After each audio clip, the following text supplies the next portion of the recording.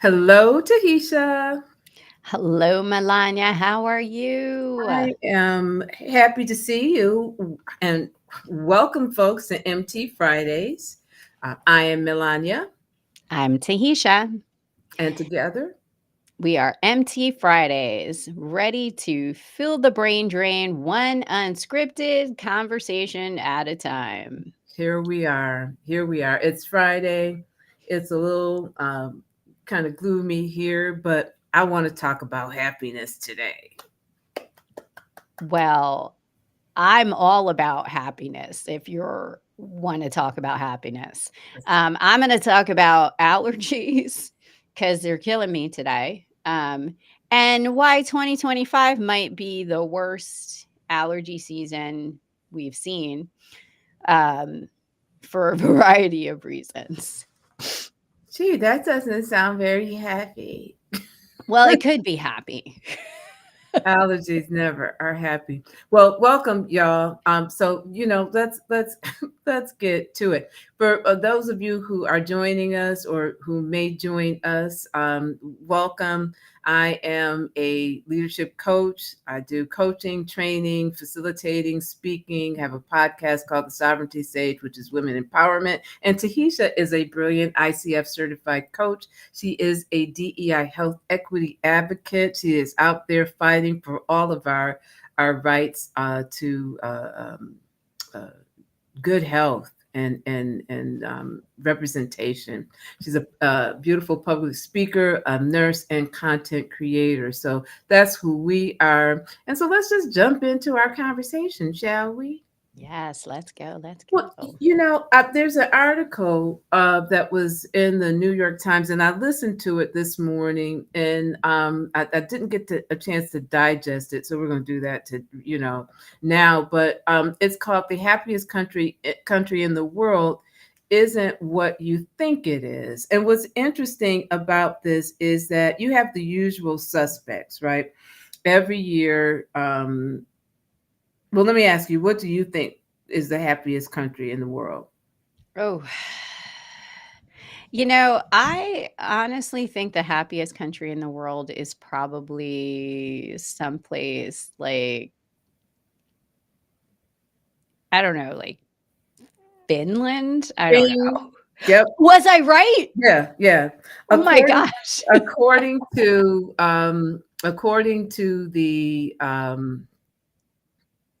the World 2025 World Happiness Report, which was released last month, Finland.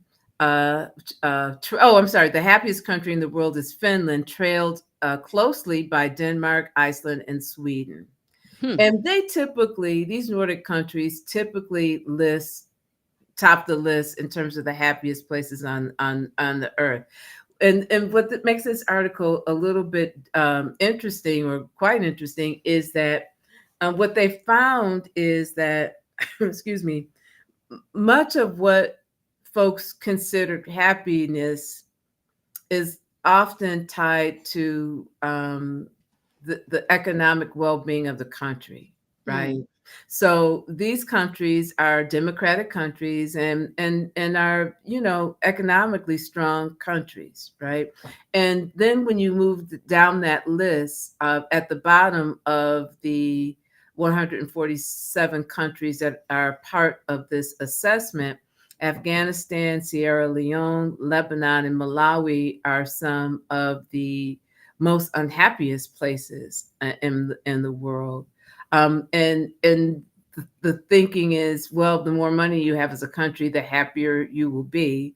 And they say the International Monetary Fund encourages trade and economic growth on the theory that happiness increases with material prosperity, right? And so that is what oftentimes. I thought this was moving up. Interesting. This didn't move up. Oftentimes, that is what is sort of the basis of what um, people consider happiness. But what this article goes on to say is that another 5-year study has been is being done, and what I did not realize is that the basis by which when these the, the original assessment is done, they ask one question, and that one question for those countries that participate is that it's something that goes along on a ladder with 11 rungs. Where do you see yourself on that rung, at the top of the rung or at the question? And that one question for those countries that participate is that it's something that goes along on a ladder with 11 rungs. Where do you see yourself on that rung, at the top of the rung or at the bottom of the rung? And that, in terms of your happiness score. And that's what they kind of base that on, that um, one question. But this another study goes on to ask, what if we broaden that beyond monetary, right? Wonder Mhm. if we look at some other things,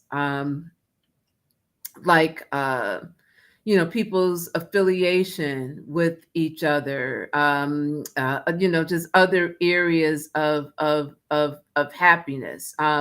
So here's it. Respondents are asked a single question to imagine an 11 rung ladder whose top and bottom are the best and worst possible lives, and to place their life on one of the rungs. And this metric, known as the life evaluation, can be a useful piece of information, but happiness is almost certainly a more complex phenomena, right? And so this other study looks at some different things, besides wealth and status, but other aspects of well-being. And I'm trying to find if we were to examine not just life evaluation, but also relationships with family members and friends and community and political participation and health and prevailing emotions, a sense of life's purpose, feelings of financial security, and so on, we could better understand what it means to live a good life and how governments and international institutions can help make people happier, right? And so they are setting out to do the Nature Mental Health is, I think, it's called the Global Flourishing Study, is a 5-year project that poses more than 100 questions to more than 200,000 people across 22 countries on 6 continents, combining answers to questions regarding several domains of well-being, health, happiness, meaning, character, social relationships, and material prosperity. And what they found are that these countries that were, by that original study, always hit were the top. Our findings present a different picture of global well-being. As expected, Sweden, for example, had high scores for life evaluation behind only Israel, another typical standout in the World Happiness Report. When we widened the aperture, however, the picture changed. Sweden had only the 13th highest composite flourishing score, essentially tied with the United States, and considerably lower than Indonesia, the Philippines, even Nigeria, whose 2023 gross domestic product per capita was just 2% of America. So what they're finding is that when you broaden the spectrum of what goes into happiness, the countries that typically scored high, which were really kind of based on more standard of living, they actually drop on the happiness scale, which is really interesting. In some countries that you wouldn't necessarily think, because they don't have the GDP as these other countries, but they actually have, in some ways, greater levels of happiness. So it's interesting. It's going to be an interesting study to watch over the next 5 years. Yeah, that is interesting because, when I think about it, I was walking my dog earlier today. I was walking Bravo. And as I walked around the neighborhood, The greatest thing that I thought I had achieved when I was in my early 20s was to move into this neighborhood, if I'm being honest with you. It was like the pinnacle of my this sounds sad because I'm not a very materialistic person, but I had been raised my entire life that one day the greatest thing or the greatest thing that you could achieve as a human being in the United States was to own your own house and to own your own house in a nice neighborhood. And the neighborhood that I live in, I'm gonna throw it out there because why not? No, go So,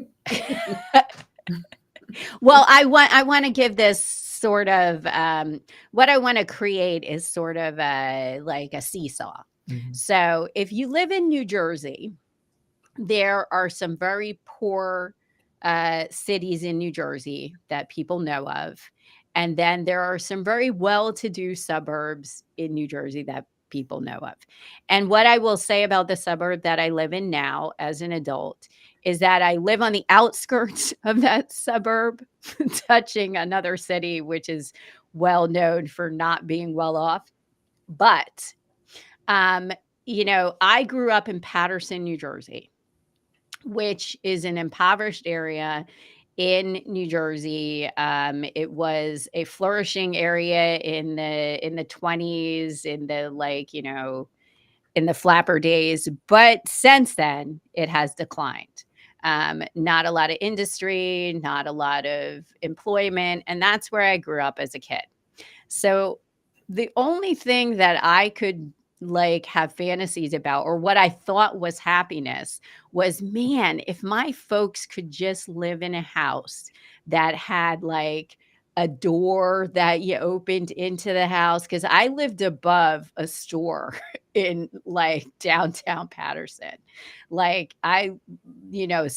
we didn't even have one of those things. We didn't have a garage. There was no place to park your car. I don't know where my parents parked. It wasn't top of my mind because I didn't drive. I rode a public bus to get to school, not a yellow school bus. That was not a thing for me.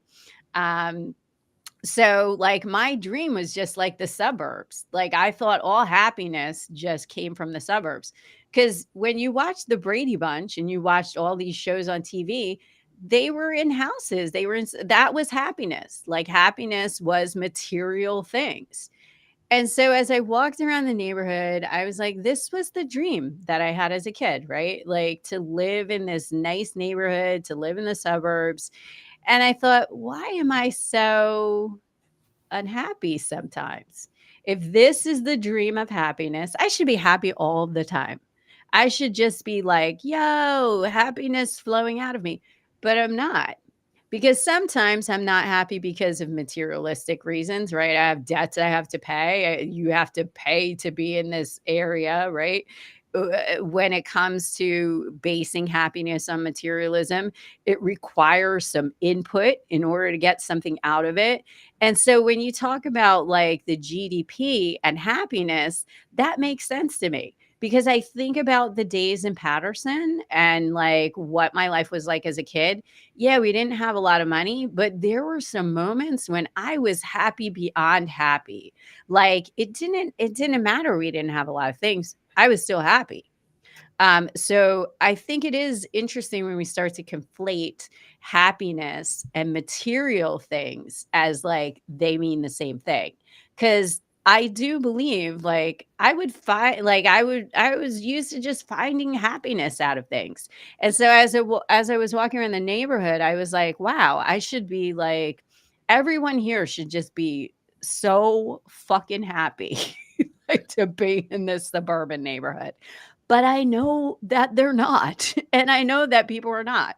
So, happiness is not material things. So I completely agree with that because some of my happiest times were actually growing up in Patterson and we didn't have a lot, but there was something about I knew my neighbors.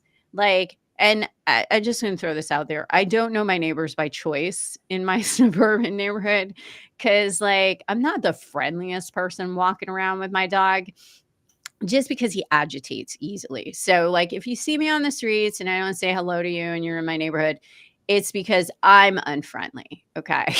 Like, but I do have to say, like, I was probably the happiest I was when I was a little kid growing up in Patterson, and we didn't have a lot. I'm not sure my parents were happy though, so I'll throw that out there too, Yeah, because it's a struggle. ignorance is bliss, okay? Yes, it Because is. when you're a kid, you have no idea. What was also interesting about this study, across the whole sample of 22 countries, the overall national composite flourishing actually decreased slightly as GDP per capita rose, right? The only high income countries that ranked in the top half of composite flourishing were Israel and Poland. Most of the Hmm. developed countries in the study reported less meaning, fewer and less satisfying relationships and communities, and fewer positive emotions than did their poorer counterparts. Most of the countries that reported high overall composite flourishing may not have even been in rich economic terms, but they tended to be rich in friendships, marriages, and community involvement, especially involvement in religious communities. Hmm. Japan, where only 3% of the participants reported attending religious services at least weekly, had the lowest reported composite flourishing, as well as the lowest scores in many individual facets of flourishing, such as a sense of life's meaning and social relationships. Indonesia, by contrast, where 75% of the participants reported attending religious services at least weekly, had the highest scores both for composite flourishing and for individual facets of flourishing. Indonesia is often contrasted unfavorably with Japan in discussions of international development, cited as an example of so-called middle income trap, in which economic growth stalls before reaching high income levels. This is true so far as it goes, but our study suggests that the focus on economic growth tells only a part of the story.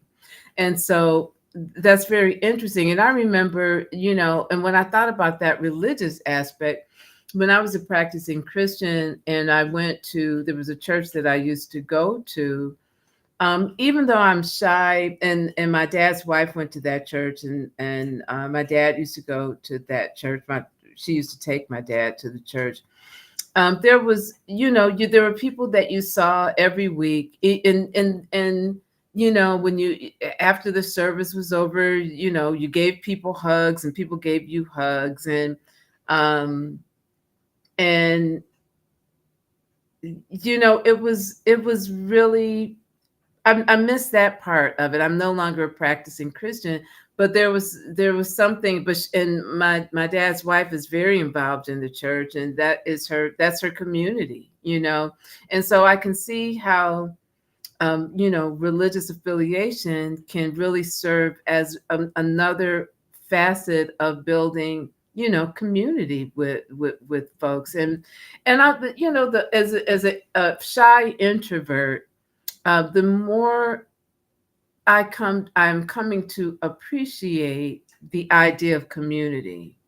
And I think that's one of the things that, when this composite flourishing study is looking at just other aspects of our lives that either tend to. I was talking to a neighbor the other day because I'm trying to help one of my neighbor next door place a puppy, a dog, and I reached out to a neighbor of mine, um, who who just lost her dog. And we exchanged numbers, and she goes, and she started talking about some personal things. She goes, oh, I'm so sorry to talk about these things. I'm like, no, it's no problem. She goes, I don't have anybody to talk to. She has her daughter and a grandson and a son-in-law, but it was really, she's originally from a different country, and so there can't. I'm certain with her there can probably be a little bit of a language barrier, and she's a hardworking person, but just being able to be in community, I think, is a really it's a big. I think it's really essential for a happy life, and that's not something that I really appreciate or even thought about when I was younger. Mm. Well, and I think religion can be one of the way organized religion can be one of the ways that creates this sort of umbrella underneath to go and find community. But there are other ways that people can seek that too. Um, it depends on how active you are to create community in the area you live in. And I do feel like that has taken sort of a backseat. Um, with individuals.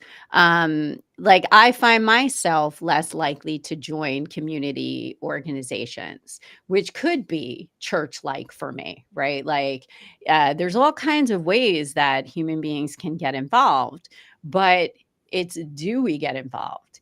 And how much does that lead to or not lead to our happiness? Because we all have a part to play in our own happiness.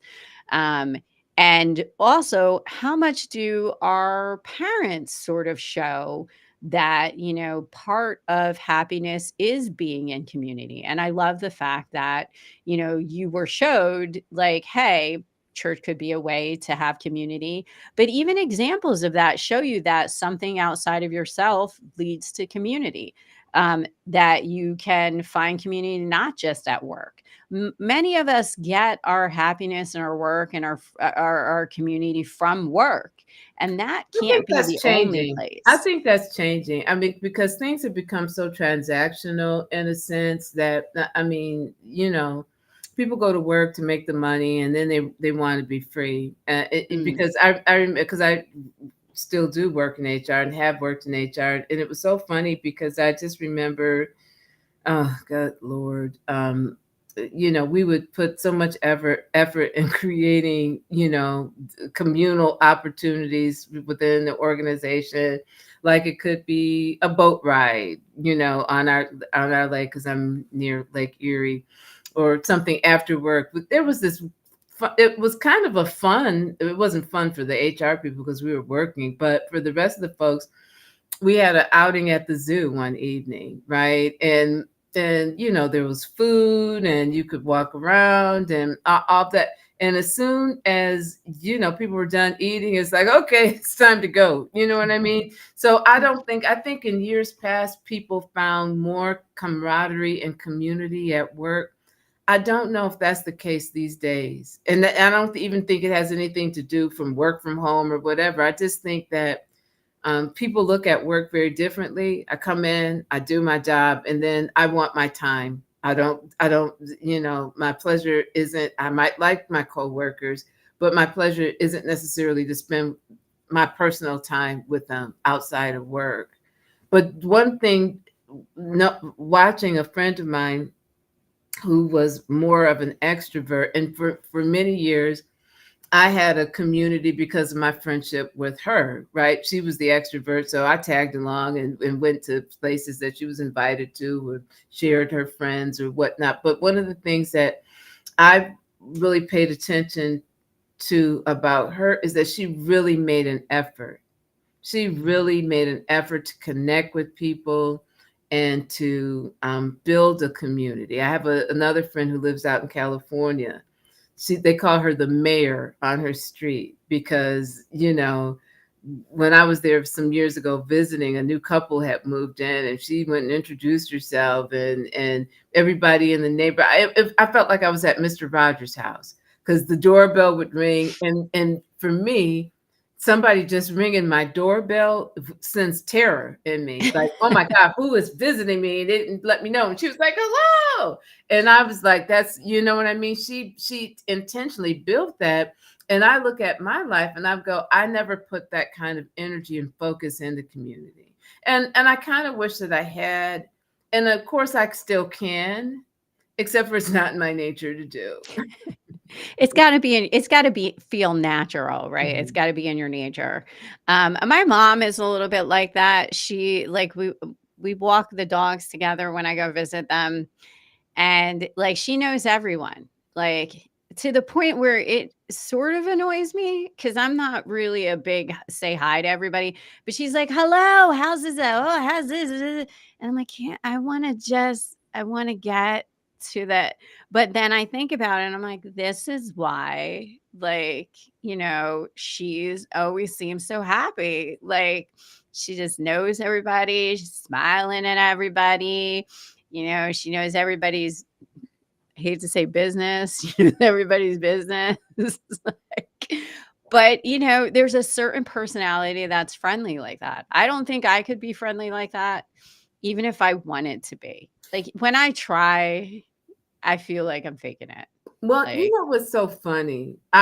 My dad's wife Karen and I, and it was in 2013. We went on a Mediterranean cruise, right? There was this couple that they just loved her. They were a sweet couple. I think they were from Ireland. They were really nice people, but she was always talking to somebody. I don't think I made. I didn't make one connection. You know what I mean? And she made all sorts of connections because that's her. And that's really natural for her, you know what I mean? And I can appreciate those people who do that. But I also know I put more effort into trying to connect with people and family. And that's again because I'm an introvert and a solitary soul, so that is really something that doesn't come naturally to me. But it's really very it was very interesting because again we see on that list, always Finland, Denmark, Sweden, always at the top of the list. But it's really interesting for this other study, this other ongoing study, when they start to look at deeper dimensions. Those countries that were ranked at top didn't necessarily come in at the top when they factored in these other things.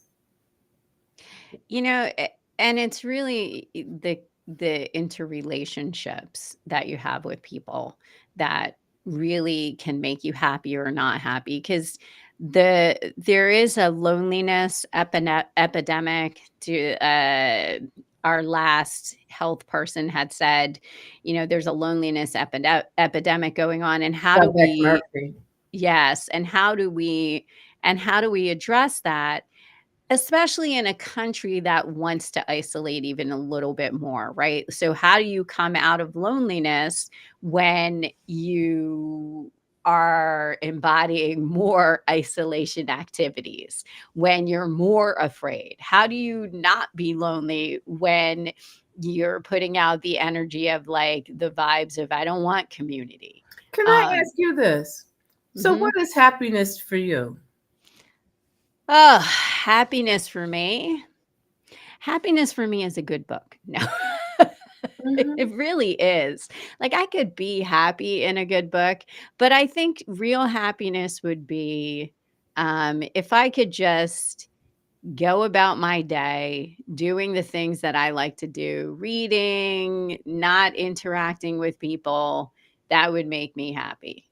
Um, that sounded terrible. I take No, that back. no, you don't have to say. See, here's the thing. You have to be true to yourself. You know what I'm saying? You're an introvert, right?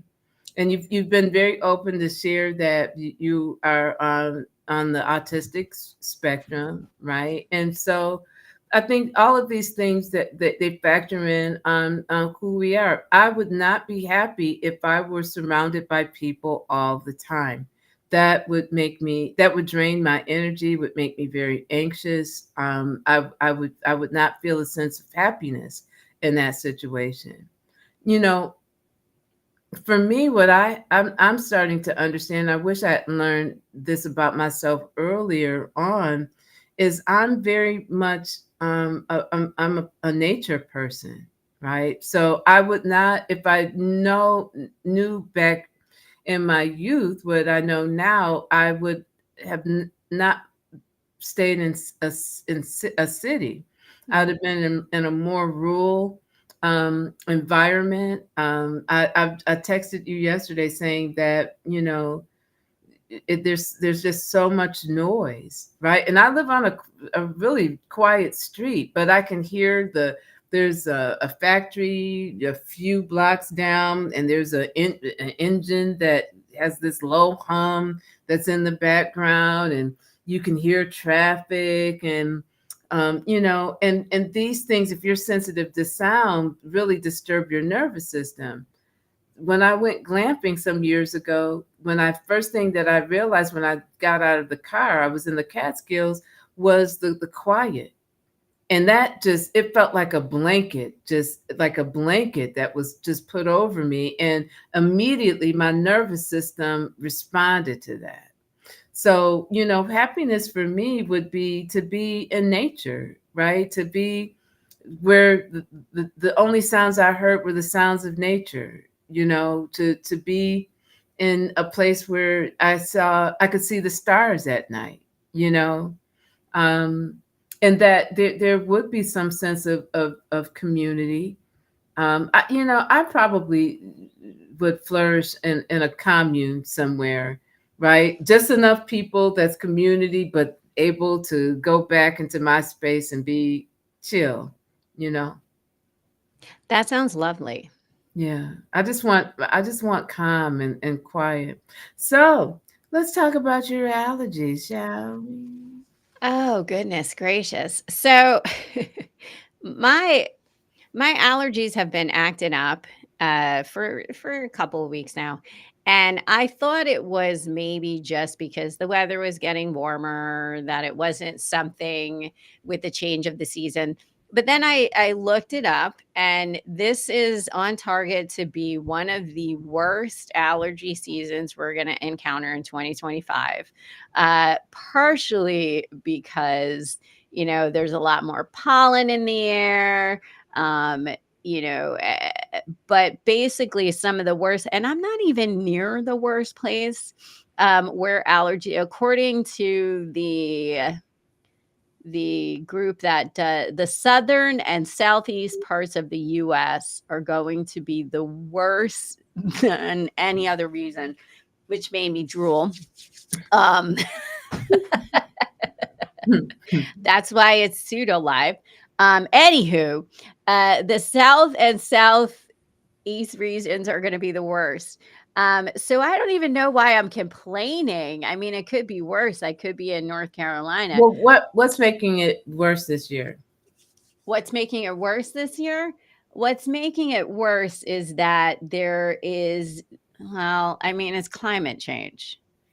And that's pretty much what's making it worse. Really? According to this article, due to climate change, the growing seasons are starting 20 days sooner, Mm. which means, um, 30 years ago, we would have had a little bit of a respite. Likewise, the first frost is occurring 10 days later. So, pollen seasons, what used to be like, do you remember when pollen season was just like 2 times a year? It was like in the fall, there was like this little part where there was pollen and people had bad allergies. And then the spring, like the beginning of the spring, and then the summer, you were okay. Now, this means ragweed pollen, which is what most people are allergic to, could be around all year round, meaning you get no respite, you get no break. Now, I will say, I did allergy shots when I was a kid because I had such bad allergies when I was a kid that I couldn't even breathe. Like, and I'm back to an inhaler too. That's how bad my allergies have been this year. That says a lot. Um, but I had the shots and I felt a lot better. And now I feel just like I did when I was like 10 years old. And like would go to my mom like, oh, my nose. Like I'm send me to school with an entire box of tissues. Except now this box of tissues is gonna be all year round. So I just, you know, I really wish we would start thinking about the impact on my delicate sinuses if we're going to continue to push destroying the planet. because it's fine if we wanna change the climate because, like, everybody likes it warmer, but no, we don't want more pollen. So please, can we not? Because my allergies are just on fleek right now, as the kids say. No. Well, I'm gonna talk about something that we talked about earlier today, hydration. So, me being me, Are you gonna tell me to hydrate my nose? does water consumption improve allergies? Yes, staying hydrated by drinking plenty of water can help improve allergy symptoms. Dehydration can lead to higher histamine levels, which contribute to allergy symptoms. So, staying hydrated can help reduce those symptoms. Additionally, water can help thin mucus, making it easier to cough and sneeze, and can also help dilute irritants that trigger allergic reactions.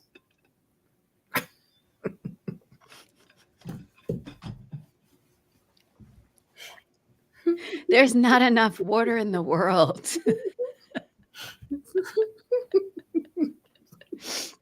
Let's just As drink. we all sip Let's water. drink to that. No, but it's like year-round pollen. I thought I was confused when I went out to my car last year and I was like, "Why is there green stuff all over my car so soon?" Right? I thought I was imagining the pollen was starting sooner, but it's true. The pollen is all the time now. Here's the thing. Don't like it. Yeah, I'm looking out and I can see the green stuff on the ground. It happened like overnight, like yesterday, overnight.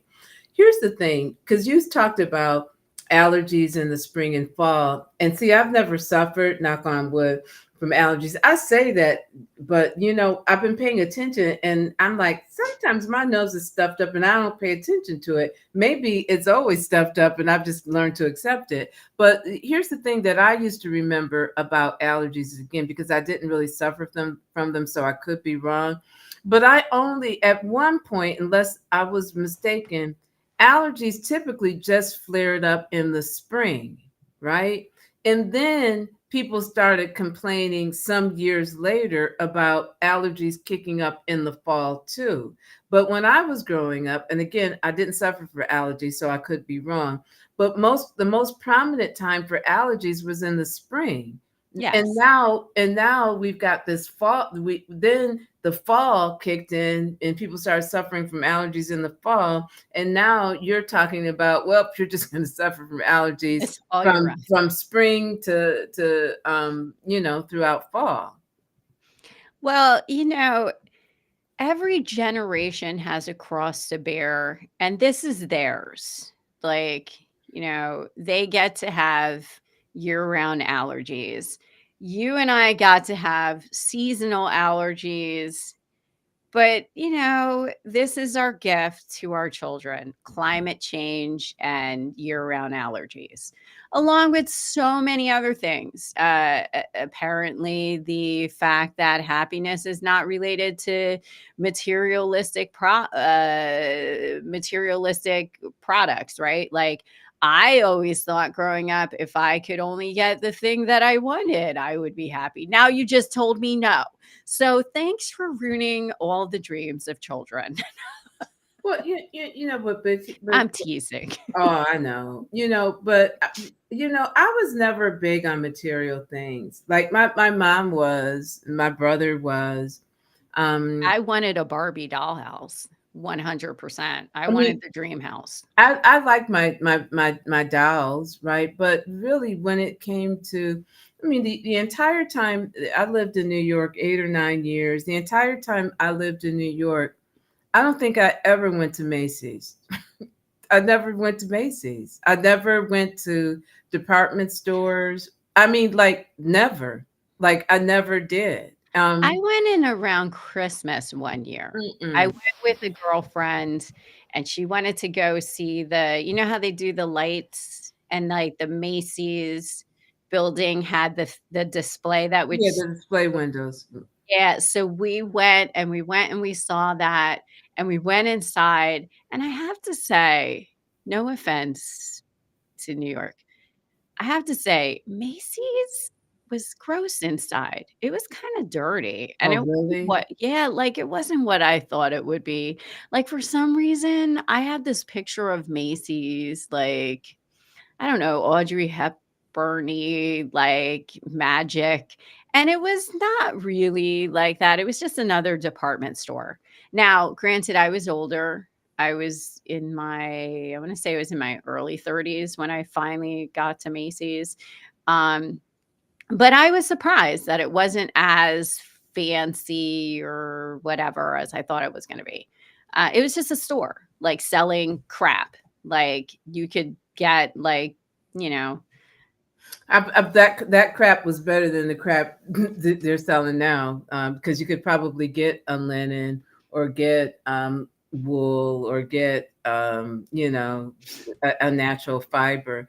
But and if I did go to Macy's, if I did, it was only once, and I don't think I even bought anything. I was probably there with somebody else, but I always shopped at secondhand shops or little boutiques and in the in the village or whatever. But I was always the secondhand queen. You know what I mean? I just I was just I've never been. and now that's the thing, Yeah. right? Like, the secondhand stores and, like, going thrifting. Yeah. I went to a thrift store the other day to get something, and it was, like, a skirt for $11. I just That should be $1.50, Oh, okay? here we go. Here we go. But I mean, it's very, it's a we live in a very interesting times, and we were talking, earlier, but right now the United States is going through really fighting for its democracy, and a country that has been built on capitalism, and because of trade wars and all sorts of you know um, economic decisions that is going to make it more difficult for people. I wonder if it will break the fever of capitalism, of having to have things and understanding what's really important and what's not important. You know, um, is it really important to be able to buy a million cheap things, or is it, you know, more important to do, for some folks, buying replaces relationships, right? We were Yeah, talking that's true. about, happiness and you know, what we're the legacy that we're bringing, leaving our children. But for some folks, they call it retail therapy, right? There used to be a time where friends visited each other in their homes and in their backyards and sat and had conversations in their kitchen. When the last time somebody sat in your kitchen and had a conversation, hung out with you, right? Or, would come, over, or you have church groups, or you have, the book clubs and things of that nature. So it's going to be very interesting. Substitute horrendous. No, but it's going to be very interesting to see, if this makes us change our values about, spending and ownership. And here's the other thing too: if you have less money, you're putting less uh, garbage into the earth. It's going to be very, for lack of a better word, interesting. And then you start to also think about in terms of allergies and things of that nature. And I'm praying, um, a few years ago, maybe 2 years ago, 2 or 3 years ago, the 2020s have been just horrendous. We had a summer of poor air quality because Mm. of forest fires in Canada. I've lived in the Northeast all of my life. We've never had that situation. I remember one morning because I had to go get my air conditioning fixed on my car. I let the dog out in the morning, right? Was doing some things. I can't remember what I was doing. And then I was going to go take her for a walk before I went to take my car in to be repaired. So from the morning, early morning, I went and I opened my door, and the whole landscape, everything, it was like a sepia brown color, right? And I was like, what is this? Right. And I didn't realize or that, that summer we had to contend with our weather people saying, well, basically try not to breathe. Like don't Yeah, go don't go outside. outside. Like, well, the outside air does come in, so when you start talking about allergies and whatnot, I think maybe also people might be more susceptible to those kinds of things because we have more pollutants in the air. We do. We definitely have more pollutants. And it's so interesting because it also depends on what type of pollen you're allergic to. But all the pollens are going to be out, whether you don't like ragweed or tree pollen. There's, and as you pointed out, warmer temperatures too are impacting this. So, when the temperatures are warmer, you got more blooms, which are beautiful, beautiful, beautiful blooms.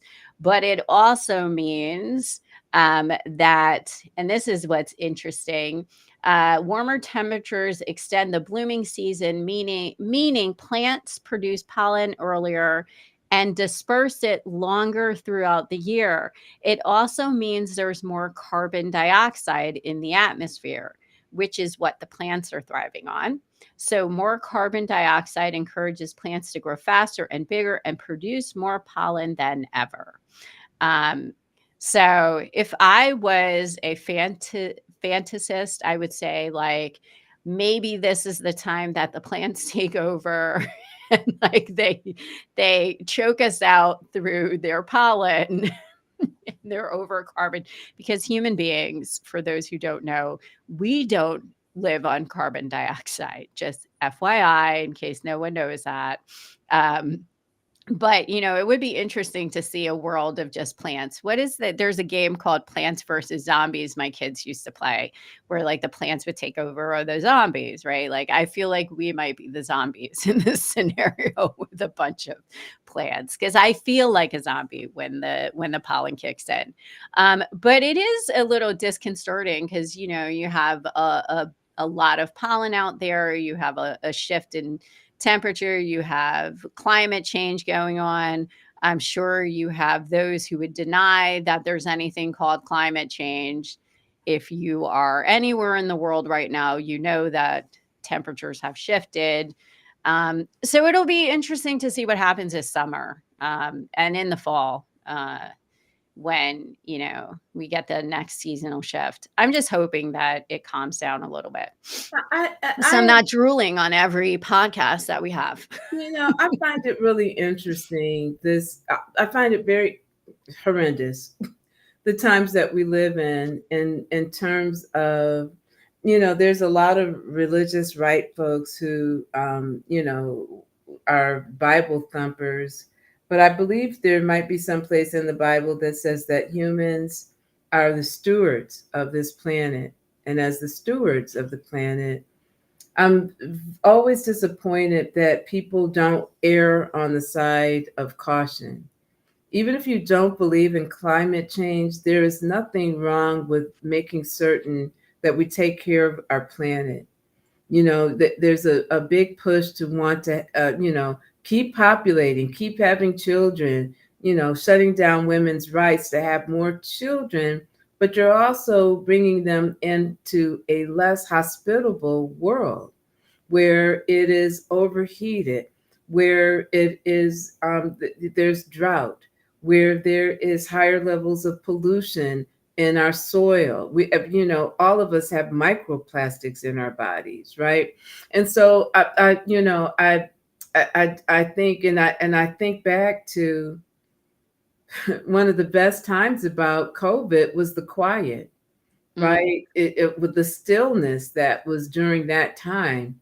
And I think it was in India, and where because there were less cars and diesel fueled automobiles on the road, they could see the tops of mountaintops that they couldn't see before because of pollution.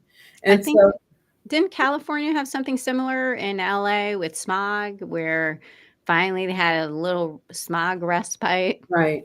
And here's the thing. I'll tell you what, if I were a climate denier, seeing California on fire was that was jarring. I mean, that was like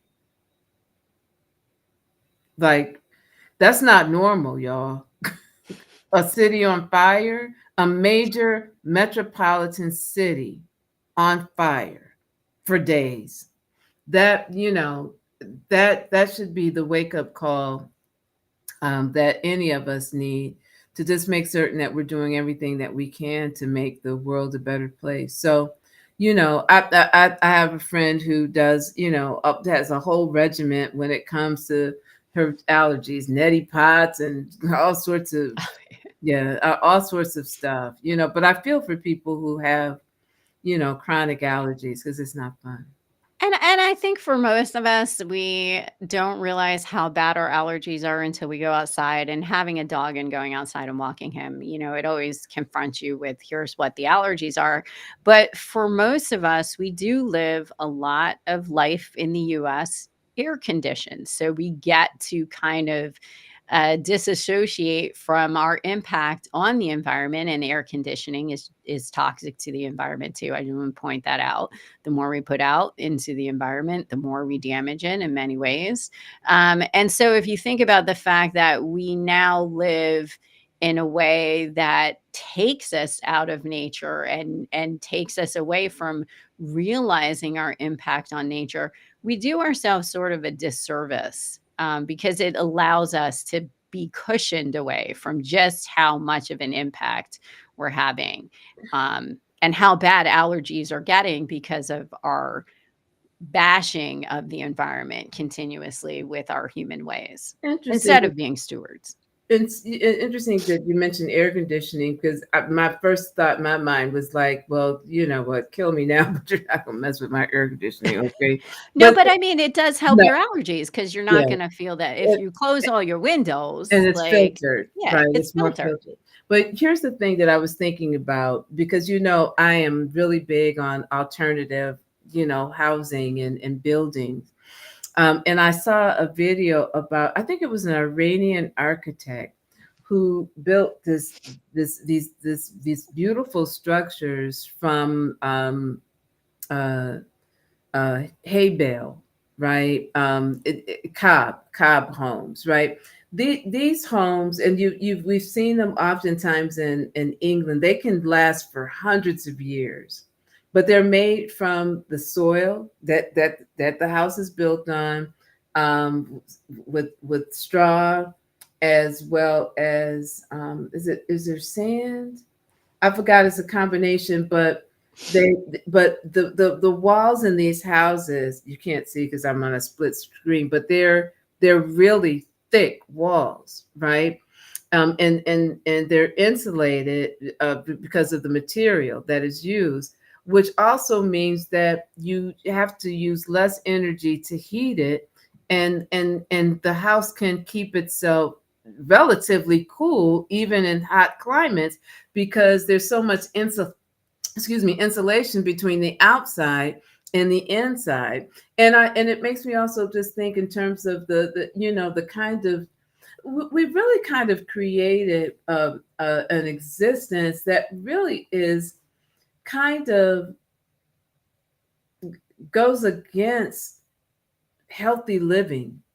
you know I mean, it really does. It goes against it. We're the aliens here, right? Everything about human beings and some of the way that we live is very alien to nature. Like, if you It think is. about how we build houses, even like clothing, like, I there are very few other animals, few, any, that wear clothes. My dog wears clothes.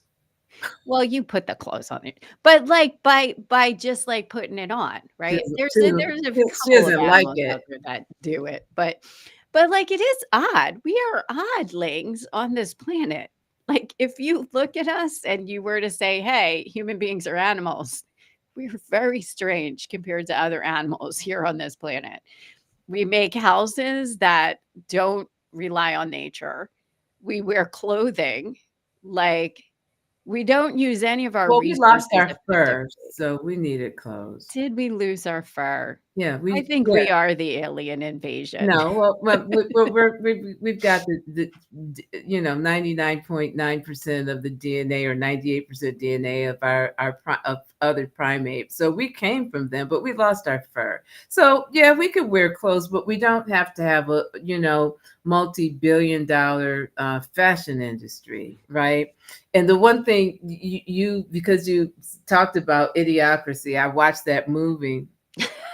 And I was so disturbed by the amount of polyester that was that was worn in that movie. But here's a funny thing about polyester, right? Probably it doesn't degrade. That's probably one thing. But they have found that wearing, and we wear so much polyester, you know, our yoga pants, our stretch stuff, that it has a negative impact on fertility, believe it or not. Keep wearing those polyester pants, boys. No. We're two sets, two sets of polyester pants, please. Please. Asking for a friend. Yeah. Just trying to keep the birth rate down. Can we? Yeah. Yeah. So yeah. I'm So just anything funny trending on social media these days? What I told you earlier that I have been captivated by, and I'm well, now that the tariff is in place, that if I get those little speaking buttons that you can teach your animal to, oh, it'll probably cost me $2.5 million. She's looking at me like, please get me one of those buttons because I got some things to say. And so, you know, once you put a heart or like something, you're inundated. The algorithm gives you them. But I really love the things that animals are saying using those talking buttons, and I'm fascinated with them. What's Melania's trending with talking you? about wait, let's go back to that because Melania's talking about the buttons that you might see on the internet. I don't know what they're called, and button manufacturer, if you wanna give her some, she will she will play with them with her dog and will let you know if they actually worked. But personally, I don't want any of my pets to be able to talk to me because they already talk to me enough. And I feel like Echo the cat, though the vet did say I should get her those, I don't want to hear what she has to say. I know she's going to say stuff like, you know, you should feed me better. I saw you eat my tuna out of the can, like an animal. I like tuna and I do share it with her. I know she thinks it's her cat food. It's not. And I probably shouldn't give her tuna. I don't know. But like, you know, I personally don't want to hear what they have to say. They talk enough to me with farts and other ways. So, You know what? I would really like to. I mean, these dogs have can have an extensive you know, vocabulary, and I'm looking over at her now. She's looking outside, contemplating life. Probably, she's like. Sometimes I wonder if she's like looking out into space, thinking, you know, I should have gone with that family with the kid. It's like, huh, life choices. You know, I don't know if I really. or she could just be like, in the next life, I hope I come back as that bird. Yeah, yeah. At least you're free. You're free. You know, I'm like, I wonder what she would say. One dog actually asked, oh, so the dog was home with the husband, and the dog hit the sad button, and the button Oh, goes sad. And so the husband is like, why sad? And he goes, do you miss mommy? And then he goes, hits the cuddle button. Right. And so the husband goes, okay, we can cuddle. We can cuddle. The other one that I saw, is, see, she's whining. The She's other one that I she said saw cuddle. was that the dog went and asked for a walk, right? And the caretaker said, "We've been for a walk. We're not going for a walk." And it hit the button, "Walk, please." And she looked at me and she's like, and I said to myself, she's gonna walk there. She's like, okay. Okay, all right, let me go. She's talking to the dog. Okay, let me go get See? the leash and No. my shoes. Right? Yeah, I don't need that kind of pressure. Okay. That's a lot of pressure because I know that they just think, like, we're just sitting around waiting to walk them, Hello. and that's not what's happening. No. Though